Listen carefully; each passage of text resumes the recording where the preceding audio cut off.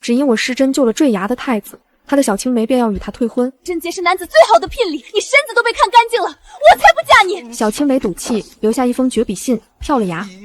京城流传他们的凄美爱情，百姓骂我贪图富贵，横插一脚。太子恨我害死青梅，对我百般折辱。最后，我孤零零的病恶交加，死在了冷宫里。一场漫长的噩梦惊醒，我竟回到了太子坠崖的这一天。侍卫统领求我依救太子，我看着太子骨折断裂的双腿，若不及时救治，他绝无可能再站起来。可这次我故作犹豫，男女大防，怕是不可。听见我的话，统领果然有几分犹豫。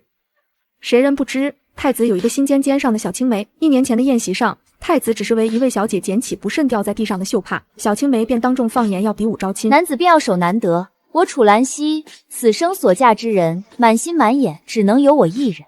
这样拙劣的勾引，殿下你既应了，我另找他人便是。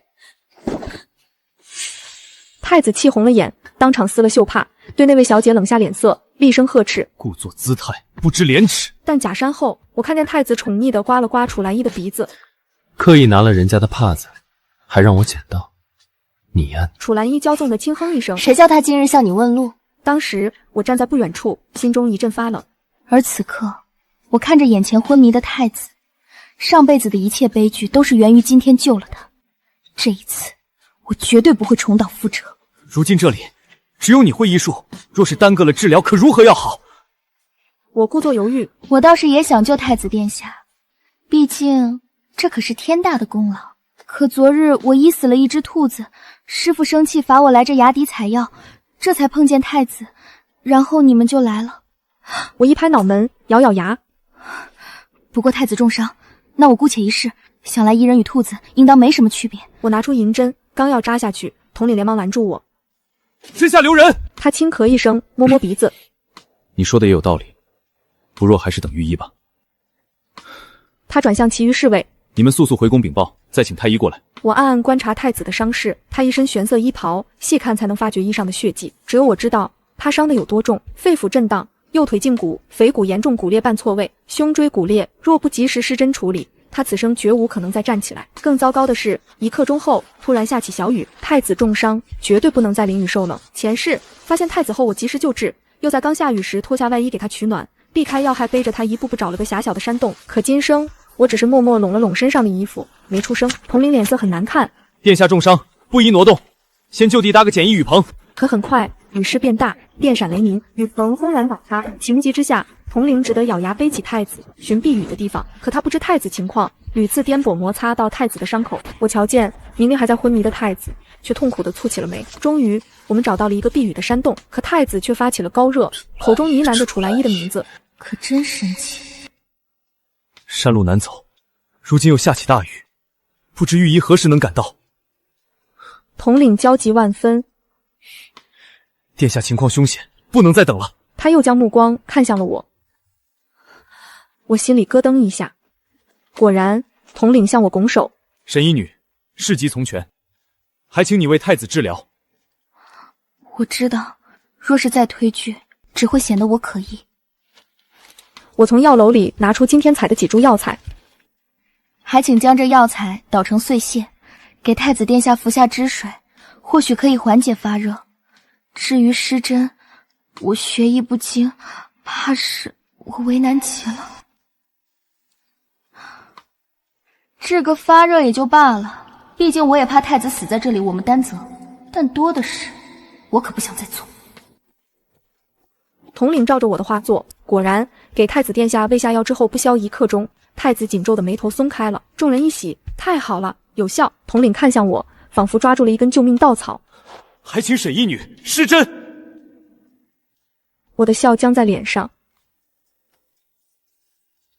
我硬着头皮拿出银针，心里却在飞快地想着办法。我的手刚要碰到太子外衣时，他突然睁开眼睛，狠狠瞪着我。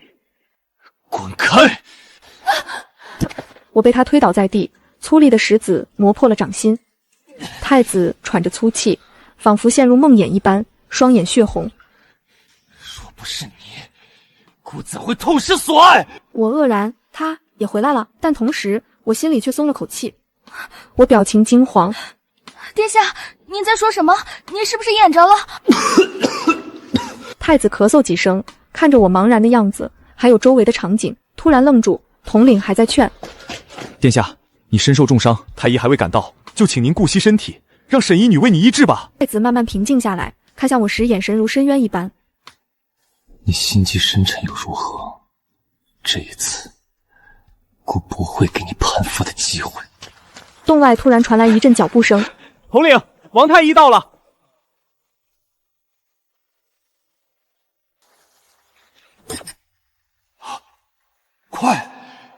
快送回太子府！太医给太子做了检查，越检查脸色越是凝重。他又是把脉又是施针，最终叹了口气：“殿下，您的伤势实在太重，臣只能稳住伤势。”怎么可能？太子惊愕，说话间，他突然呕出一口鲜血。此刻，他终于发觉了身体的不对劲。不对，上一世醒来时，身体明明没有这样剧痛难忍，经脉滞涩。他喃喃自语，没来由的有几分慌乱。我心中冷笑，那是因为上一世我第一时间把九死一生采到的鹿灵芝给了他服用。鹿灵芝生长地十分险峻，而且数量稀少，50年的鹿灵芝便已是难求的珍宝。可我找到那朵鹿灵芝已有了足足300年。回家后，我又把今日的事情一五一十告诉了父亲母亲。莹莹，兄长皱着眉：“你实话实说，你是不是心仪太子？不然怎就这么凑巧，他坠下山崖，却被你发现？”我哭笑不得：“阿兄，你在胡说什么？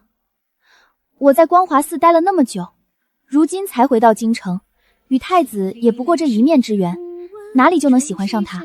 闻言，母亲才松了口气。我以受了惊吓为由，向太医院请了2日休沐。第3日，我才到太医院，突然有人匆匆忙忙的通传，太子殿下终于清醒了。拿着药箱，跟我走。到了太子府，王太医为太子把脉。听说这2日，太子大部分时间都在昏迷，即使醒来也意识不清。名贵药材流水般送进太子府，用了这么多药，能清醒过来就是好事。没多久，楚兰英也到了，殿下，她红着眼：“你终于醒了，我好怕。”便紧紧拉着他的手。阿兰，姑没让旁的女子碰，你别离开姑。众目睽睽之下，楚兰英羞红了脸。可你的伤……娘娘驾到！话音刚落，随着太监穿透，皇后走了进来。太子的伤势如何？母后，儿臣并无大碍。可太医却一脸凝重地打断他的话：“娘娘，太子殿下如今性命无虞，可这双腿怕是废了。”太子惊愕地瞪大了眼，他凭着前世的记忆，一直觉得虽然受了重伤，却不会有什么后遗症。毕竟上一世他被我照顾得无微不至。他额上沁出冷汗，不敢相信自己成了个残废。只有我注意到，太医说完后，方才还与太子十指相扣的楚兰衣悄悄抽出了手。听见这个噩耗，他身体一颤，差点跌在地上。若是成了残废，还怎么做太子？又怎么能登上皇位？太子到护国寺祈福，乃是秘密出行，知道的人少之又少。究竟是谁害了太子？若是查出来，本宫必然严惩。皇后的目光扫过楚兰衣，她不喜欢楚兰衣子女门第不高，却心机颇深，几次三番引诱太子。楚兰衣动作僵住了，我差点笑出声。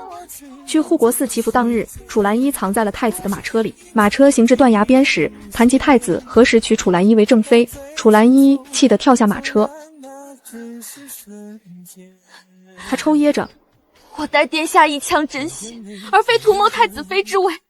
殿下若不愿娶我，我择日与旁人一亲便是。”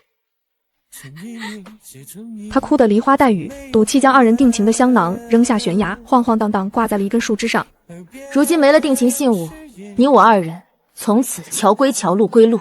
太子只好施展轻功去取香囊，可树枝断了，太子这才不慎坠崖。这事若是让皇后知道，楚兰衣定然小命不保。果然，他此刻脸色煞白。太子含含糊糊：“驾车的奴才粗心，出了意外。母后，这2个奴才也坠崖死了，此事便别追究了。”听见太子替他遮掩，楚兰衣才松了口气。可我知道，皇后已然起了疑心。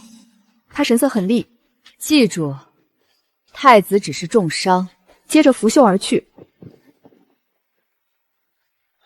王太医神情凝重，声音低的只有我能听见：“如今能治好太子殿下双腿之人，当时也就药王谷那2位避世的神医了。”我在心里悄声说：“救不了。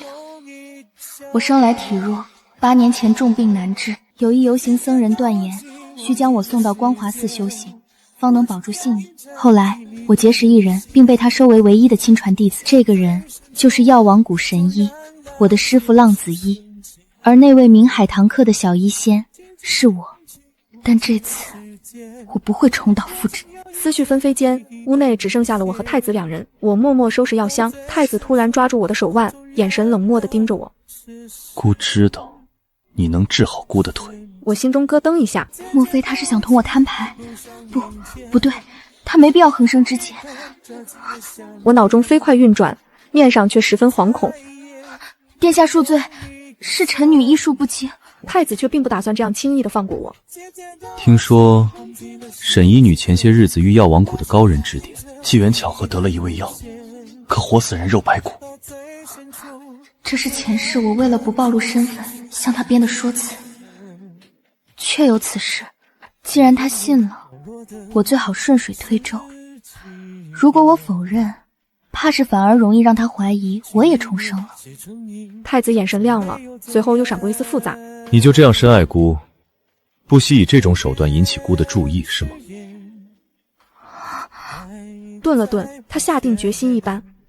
你把药给姑之后，姑会封你做个外室，每月来陪你2日。只是你不能闹到阿兰面前。我惊喜地睁大眼睛。殿下厚爱。太子看着我娇羞的模样，松了口气。果然，上天让自己重生一回，证明我是真龙在身。其实得到那药之后，臣女便预感此药有大用。只是，我遗憾地低开口。前几日，忠诚府小公子在生辰宴上不慎落水，我母亲又与乔夫人是故交，这药已给她用了。落水一事众所周知，我就是要将这药的来源去处说得明明白白，才能不落怀疑。听见这话，太子身形瞬间僵住，他突然又感到双腿传来一阵钻心般的剧痛。姑的腿，姑的腿，不可能！我对太子说的话其实半真半假，上一世能救他多亏了陆灵芝，这一世这药的确用了，却不是给了忠诚府小公子，而是给了魏己，曾经的太子，如今的靖王。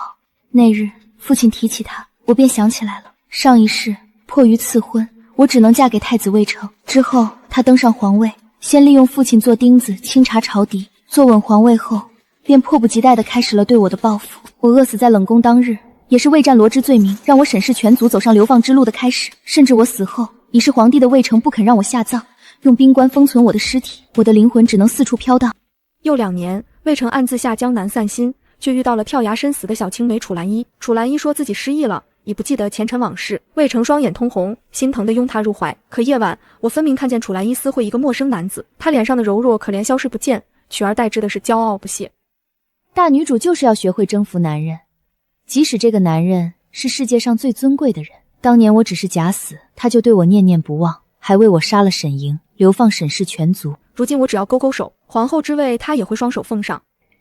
这就是白月光的威力。说着，楚兰依又环住男人的脖子，等我成了皇后，就把你也接进宫里。可话音未落，楚兰依惊愕地瞪大双眼，一声闷响骤然传来。刚才还满脸轻浮的男人对着角廊处恭敬行礼。殿下，楚兰溪已死。屋檐上又一名影卫悄无声息落地，表情平静，说出的话却重若千空。殿下，按我们的安排，陛下遇刺驾崩了。角廊处，魏瑾坐在轮椅上，他脸色很苍白，咳嗽时整个身体都在颤抖。人心之险恶，世事之凉薄，这几年我已尝遍，兴许他也只是想称帝。可我见他找回仍活着的沈氏族人，为其翻案鸣冤；见他平定京城内乱，大刀阔斧肃敞朝堂；见他摒弃宫廷奢靡，缩减宗室无用共省；见他用那副残破不堪的身躯撑起朝堂，仅在位1年，又传位于旁支子嗣。我才明白父亲没有骗我，真的有人智略双绝，端方守正。当然，他也曾将我下葬。我的灵魂逐渐消散，意识彻底化为虚无前，只知道他也已经病重难愈，没几日可活。但我没看见。魏瑾死前，影卫问他：殿下，是否要将您与沈灵姑娘合葬？我清醒的太迟，没护住沈家，他要怪我的。他沉默地看着我的小象，偷画下我，又随身珍藏，应当是他此生做过最出格之事了。良久，他说：将我葬在他旁边吧，未过3书6礼，不能坏了他的清明。所以休书的那2日，我其实带着陆灵芝蒙面去了靖王府，收尸平反之恩，总要报答的。门口小厮喜先拦住我：“药王谷，你总该知道的。”没多久，一个小丫鬟引我进去。庭院开阔，却只有几棵海棠树，不是寻常的品种，是另外采育的，十分娇贵难养。如今开得正盛，却更显寂寥。远远的，我便看到院中轮椅上那个单薄的身影。这样好的海棠树，倒是难见。听见我声音的一瞬间，对方豁然回头，不是我是否错看，总觉得他眼中闪过几分不可置信的惊喜。魏锦衣眨不眨地盯着我，像是担心我下一秒就会消失。药王谷的名声也不至于这样大吧？叫他这样看我，我上前几步，径直牵起他的手腕，隐未下意识要拦。魏武，魏锦轻声喝止。把脉间，我细细看他，仍是清瘦，却没上一世那样憔悴苍白。我刚要松口气，察觉到指尖的脉象时，却突然瞪大了眼，不是体虚病弱之脉，而是你体内积了陈年药毒，是有人常年暗中动手脚。魏武惊愕不已，竟能诊出殿下中毒，可还有救？神仙难救。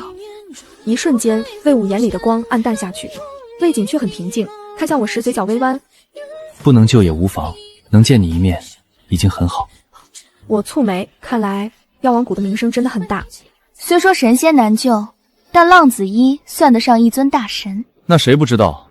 可浪子医来无影去无踪，我们已找了很久。而我海棠客嘛，身为浪子医的亲传弟子，自然也算一位小仙喽。魏锦眼里一起笑意，我差点看呆。魏锦体内慢性毒积累太重，我将陆灵芝磨成粉，只敢先给少量的配药。我知道太子的腿太医院无人能医，所以这半月我一直忙着替魏寝调理身子。魏武见我匆匆收拾药箱，今日怎么这样着急？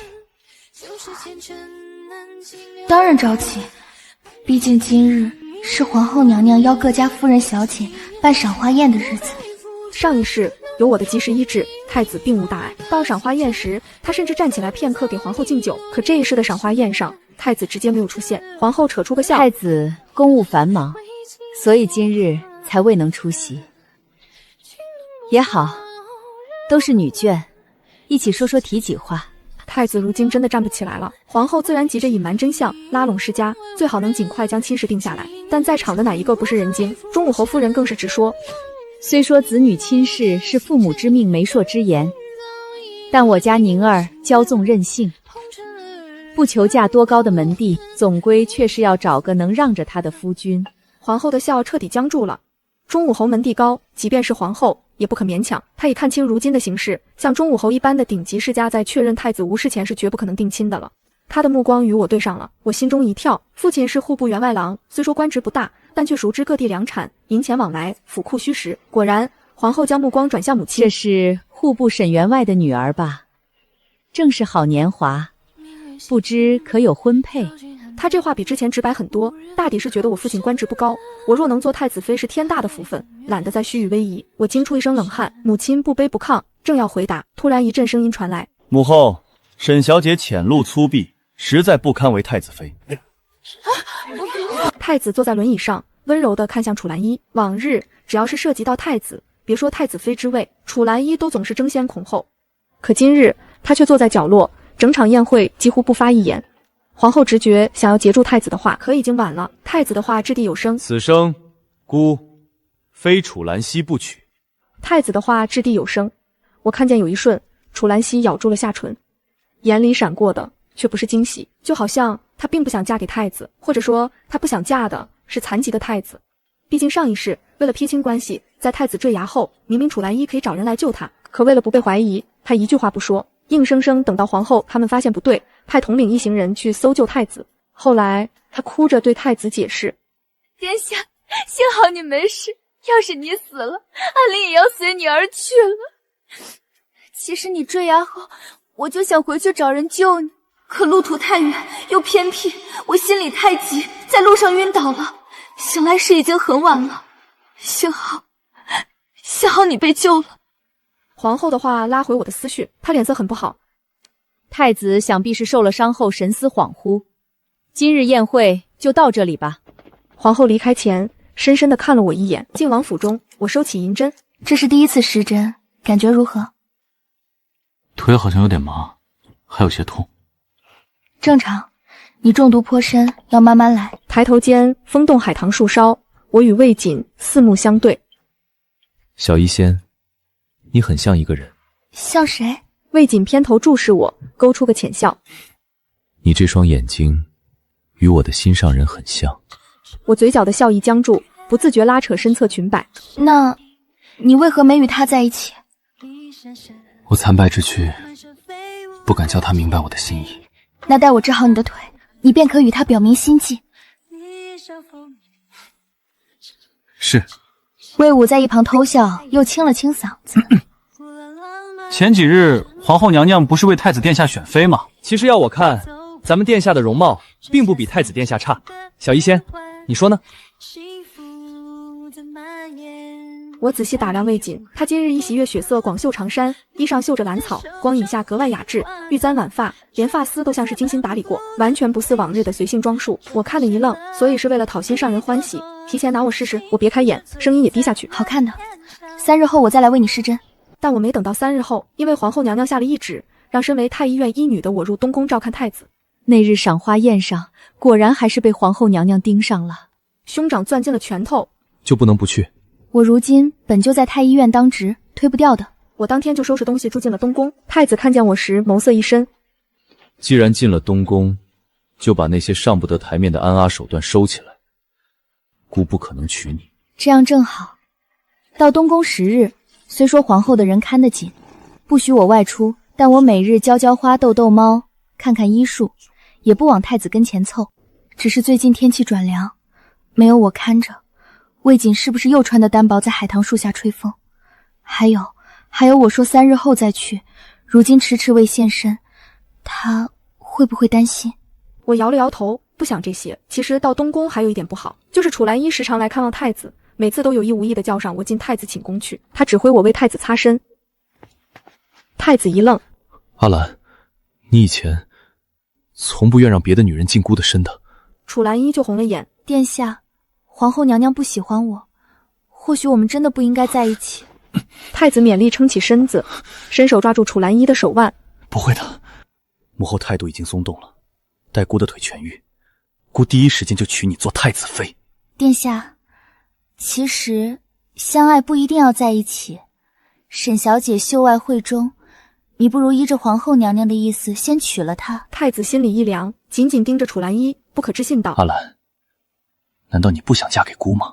楚兰依的笑僵住脸上了，她当然想嫁，可她想嫁的是太子，不是瘸子。在太子一寸寸冷下来的目光中，楚兰依勉强的笑了。我当然愿意嫁给太子哥哥。我退出殿外等候。没一会儿，我听见殿内楚兰姬被轻柔的嗓音：殿下，天色已晚，我改日再来。他走了出来，看向我。听闻殿下近日腿疾频发，难以入眠，殿念燃了安神香，你切记1刻钟后到殿内查看殿下的情况。我身为医女，太子的情况自然也是需要时时关注的。楚兰依话落，便要离开。楚小姐，还请留步。我怯怯地叫住了她。前几日皇后娘娘赏了10颗东珠，明珠珍贵，我不敢受恩。楚小姐是殿下心尖上的人，此物自然该楚小姐收着。楚兰依有些惊愕，似乎没想到我会这样低声下气，这几乎就是挑明了我无意太子妃之位。屋外太暗，不如我们去屋里欣赏。我将门推开一条小缝，楚兰依偏头瞧过来时，我轻点她的穴位，将她推进屋内，关了门。我弯唇一笑，她特意换了药效猛烈的迷神香，剂量下得那么足，就在门边我都能闻出不对劲。1个时辰后，皇后来东宫看望太子，先来找我问了太子的情况，随后我引着她去了太子寝宫。一开门，屋内混杂着香气的暖媚气息扑面而来，皇后心中涌起不祥的预感。皇后扭头看去，床榻之上，太子与楚兰依衣衫凌乱，神志不清地依偎在一起，显然早已失了分寸。皇后嘴唇不住颤抖：“你们！”这时，楚兰溪和太子似乎清醒过来，楚兰溪尖叫一声：“怎么回事？是你，沈莹，一定是你故意设计陷害我！”太子和皇后将视线转向我，我不卑不亢：“皇后娘娘明鉴，我如何能知道楚小姐多久来看望太子殿下？更何况殿下与楚小姐心意相通，两情相悦，我又何必多此一举？”这话在理。楚兰依知道辩不过我，不甘地攥紧被子。太子忍着身体的不适，表情却温柔如水：“母后，是姑与兰儿情不自禁，如今木已成舟，儿臣请求母后同意兰儿嫁进东宫。好，既如此，那本宫就为你们赐婚，准许楚兰溪嫁进东宫为良娣。楚兰溪脸色难看极了，我心里有不好的预感。果然，皇后盯着我，悠悠一笑。沈小姐慧智兰心，医术精湛，在照顾太子的过程中与太子渐生情愫，故本宫赐婚于沈。我心里飞速运转，正想着该如何避开这一遭，屋外突然传来一阵响动。慢着！魏景轻轻推动轮椅，最终停在我们面前。魏武站在旁边，对我眨了眨眼睛。皇后看着面前这个人，饶是魏锦并非他所出，他也不得不承认，以魏锦的才华品行，若非他伤了双腿，这辈子太子之位都轮不到自己的儿子。再有才华，得陛下赞赏又如何？如今魏锦不过是一个残废，永远不可能再站起来的废物。靖王，你这是什么意思？魏锦面色不变。我无意打扰皇后与太子，只是未婚妻多日未回家，我来接她。说着，魏武递出手中的匣子，皇后惊疑不定地拿出匣子里的东西，众人一愣，那竟是一张圣旨，户部员外沈毅之女沈莹，温婉贤淑，品性端良，朕今特赐婚沈陵为靖王妃，着则即日晚礼，永结琴瑟。越念到后面，皇后越是失态。楚兰溪则是极恨地盯着我，她一心与太子撇清关系，如今却被赐婚做太子良娣，这倒也罢了，还可以看看我的笑话。可如今一只脚就要踏进火坑的我，竟然又被拉了出去，凭什么？在皇后气急的目光中，魏景牵着我的手离开了东宫。离开时，太子不可置信：靖王是不是疯了？父皇曾赏给他的一张空白政治，不是作为争权的底牌，就用来请一道赐婚。我心中一片茫然。身为沈陵，而不是小医仙，我应当和魏锦没有任何交集，他为何请旨赐婚？上了马车后，魏武才笑嘻嘻地问：怎么样，小医仙，殿下来得够及时吧？魏锦平静地看了一眼魏武，他这才惊觉似乎说漏了嘴，任命地下了马车。马车里只剩下了我和魏锦。你知道我是？知道。你什么时候知道我就是海棠客的？是因为我许久没来为你治腿，你才慢慢查到的？应当是了，我一向小心，也并未回忆起哪里漏了破绽，所以来找我是为了治腿。为此殿下甚至不惜求陛下为你我赐婚。殿下放心好了，只要你为我保守秘密，我还是会为你治腿。你实在不必为了这刻意求陛下赐婚。我起身掀开帘子要下马车，手腕却被这人抓住。我没这样想，这双腿就算治不好也没关系，我是想见到你。我停下动作，向来冷静从容的人此刻耳垂绯红，似春日桃花。13岁时，沈大人做过我的老师，那时我就见过你。你的眼睛很好看，所以第一次在靖王府我就认出你了。你迟迟被困在太子府，赐婚正旨实乃无奈之举。我知你不愿嫁我，我不会勉强你，但若是你愿意……他抿唇不说话了。我愿意又怎样？我必三书六礼，上门求娶，利用也好，别的也罢，我都认。我腿疾难愈，纵然好了也病气缠身，你也不必忧心我活得太久。若你以后厌烦，我也可以早些离去。我瞪大眼睛，慌忙捂住他的嘴。呸呸呸呸，哪有人这样咒自己的？魏景看我的眼神亮得惊人。你不会病气缠身的。我红了脸，撇开眼神。我可是小医仙，我管你一辈子。那天之后，我和魏锦的婚事算是定了下来。爹娘担忧我并非自愿，兄长更是在魏锦面前也毫不掩饰。你若不想嫁他，我便拼了命也要阻止这亲事。我愿意的。他耳唇又红了。这几日听说太子的腿更严重了，他本就重伤，又被楚兰衣用了那样的香，可以见得如今情况有多么差。但我没想到的是，10日后宫里传来消息，太子站起来了。彼时魏锦正泡在药池里，我惊得手里的药包都掉在地上。不可能，以太子如今伤重的程度，就是师父出现也不可能治愈，他怎么可能站起来？魏锦直勾勾看着我。你很在意太子。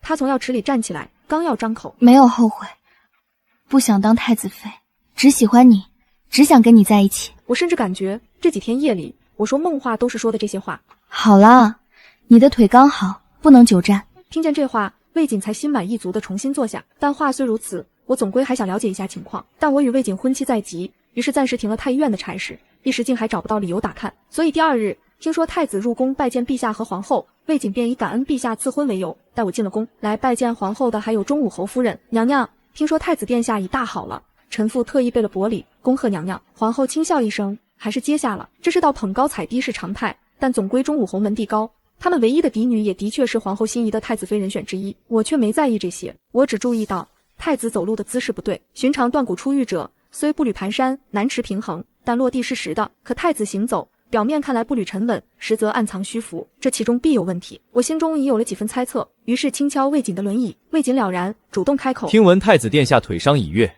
如今看来果然大好了。只是伤筋动骨，总得注意。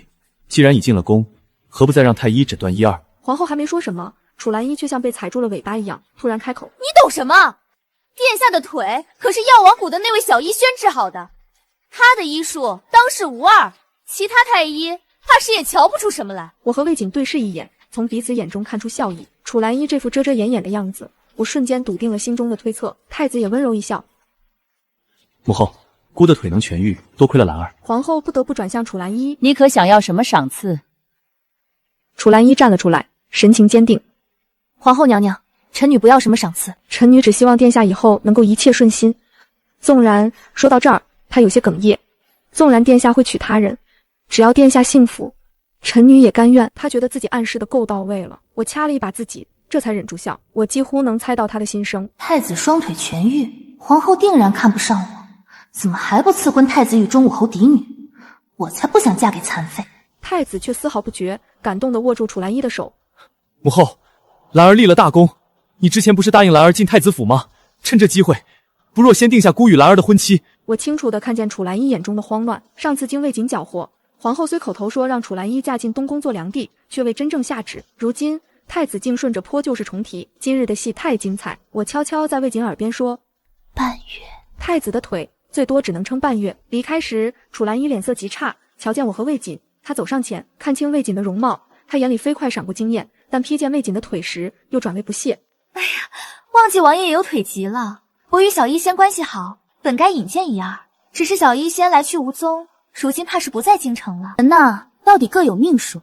太子殿下气运通天，又得小医仙相助才能康复，王爷怕是没那个福分。我眼神一凛，皮笑肉不笑的回敬：那真是可惜。如今太子殿下的腿康复，楚小姐，你与殿下必然好事将近了，恭喜恭喜。楚兰依险些咬碎了牙，但我一语成谶。当日晚，陛下下旨赐婚太子与中武侯嫡女谢婉宁，而楚兰依同日进门为良娣，婚期在半月后，真是个好日子。成婚当日晚上，依礼法，太子自然是该宿在太子妃房内。可他心系楚兰依，先去了他的屋子，却发现榻上坐着的新娘并非楚兰依，穿着喜服的是楚兰依的贴身丫鬟。她哭着扑通跪在地上：殿下，奴婢是小姐的贴身丫鬟香儿，小姐不愿嫁给殿下，不然给奴婢10000个胆子，奴婢不敢代替小姐嫁进太子府啊！太子气得胸口不住起伏，不可置信道：不可能，兰儿怎么可能不愿意嫁给我？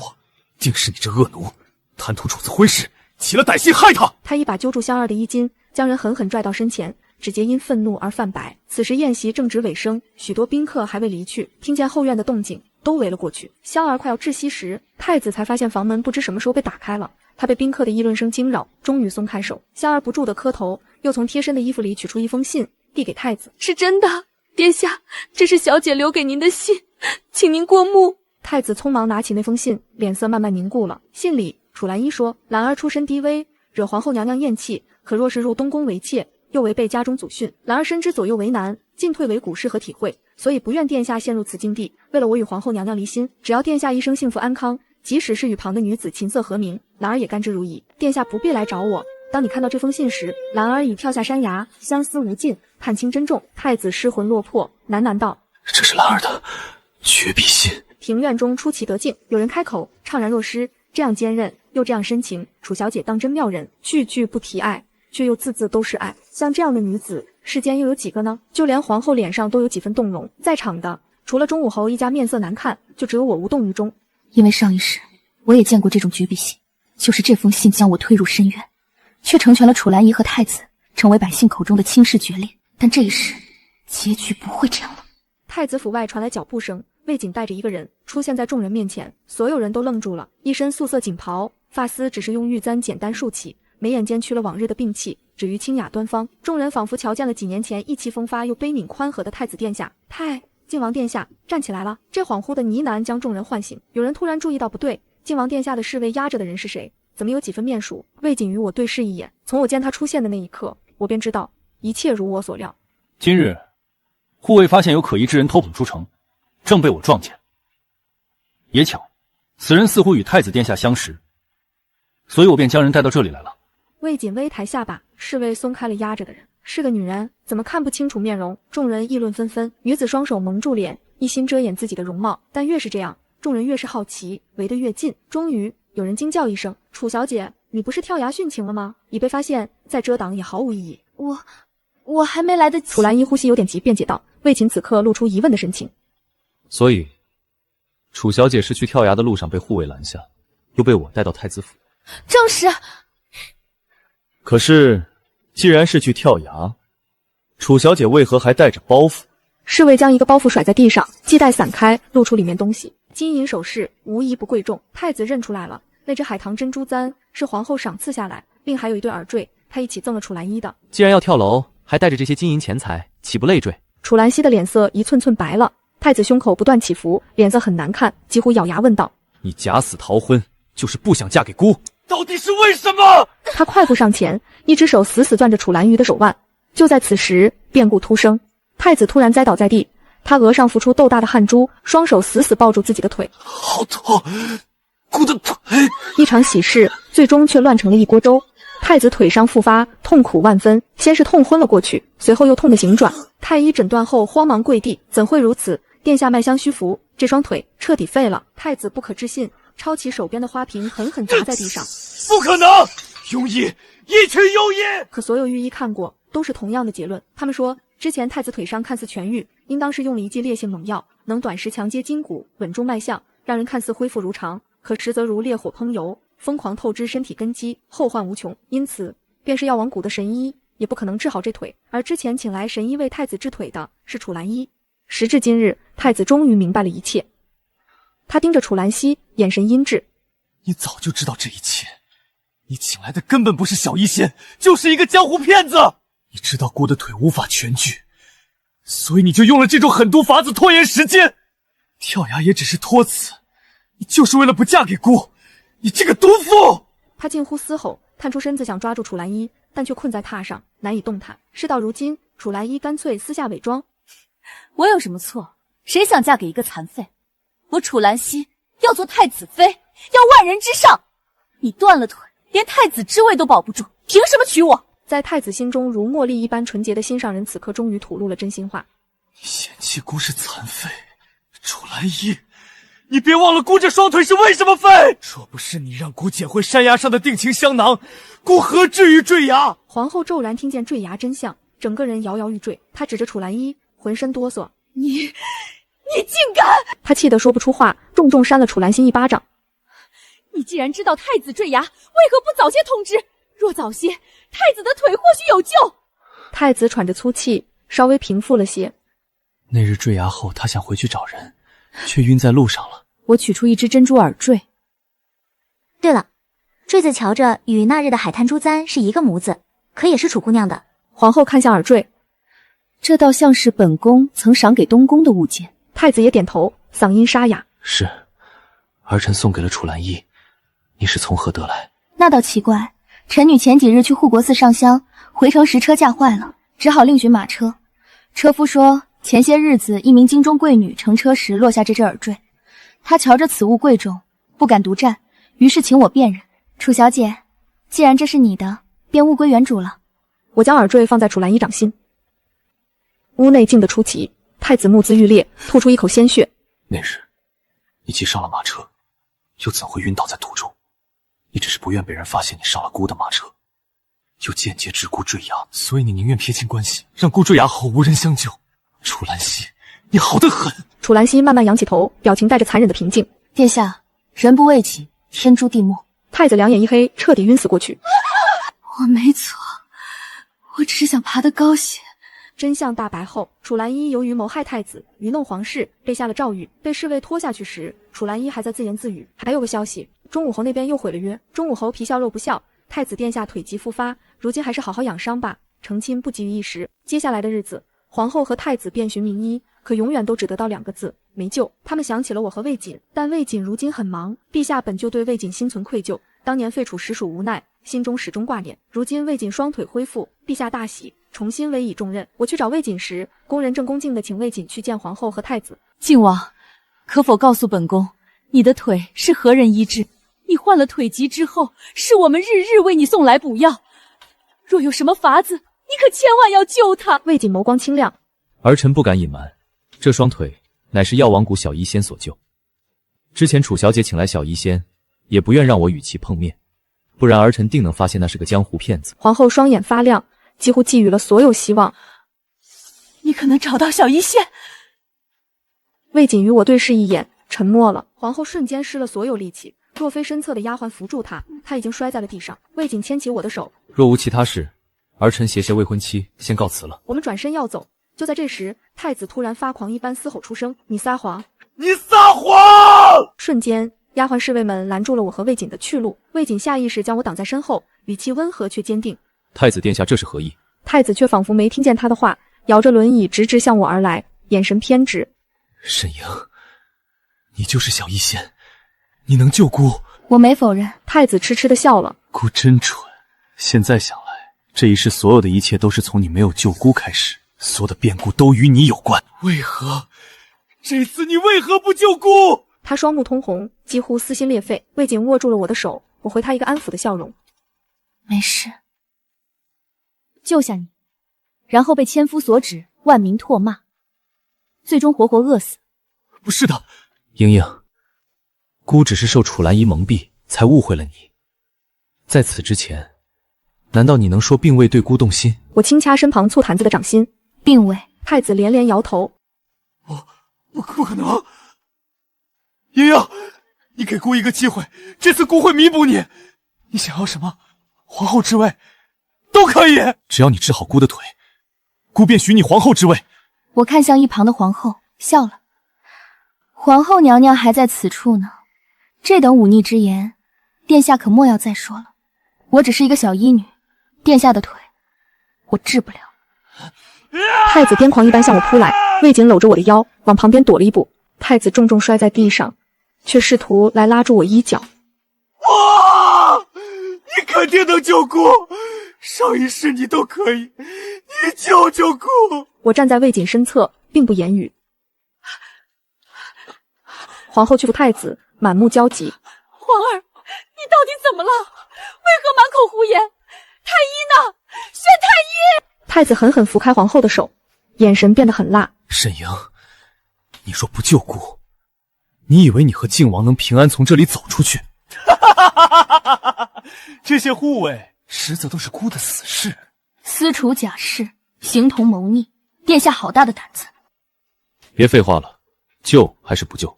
我微微一笑，我沈莹救困、救急、救贫苦、救万民，偏不救狼子野心、恩将仇报之豺狼。太子连连鼓掌。好得很。我毫不避讳地与他对视。靖王的腿根本不是先天恶疾，是你和皇后常年在补药里动手脚，慢慢耗损他的筋骨，对吧？那些看似温补的汤药，实则是毁他腿疾的慢药。被我点破，皇后呼吸一滞，太子却轻轻一笑。沈莹啊，你果然聪明，是又如何？凭什么他一直挡在我身前？他明明并非母后所出，凭什么能做太子？只要有他在，父皇什么时候能看见我？我出身高贵，太子只能是我。他慢慢逼近。当年我能废了他的腿，今日你不识好歹，姑也能取了你们的命。刀锋闪烁，过门声响起。朕看谁敢！威严浑厚的声音响起，帝王出现在众人面前。皇后和太子瞬间脸色煞白。父皇，不是这样，是他们构陷儿臣。传旨吧！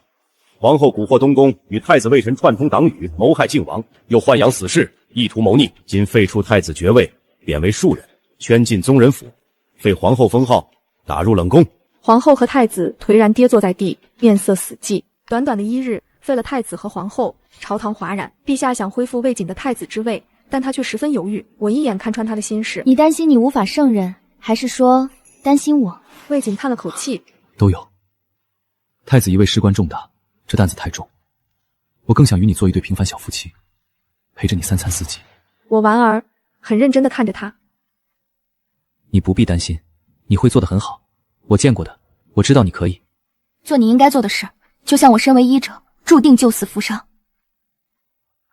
那我们一起背负起我们各自的使命。1月后，我与魏瑾大婚，红绸喜烛，光影摇曳。他用秤杆慢慢挑起我的盖头，他视线紧紧锁定我。我不敢想有一日我竟能得偿所愿。莹莹，我心意你很久很久。我扑进他怀里，我也心仪你，魏瑾。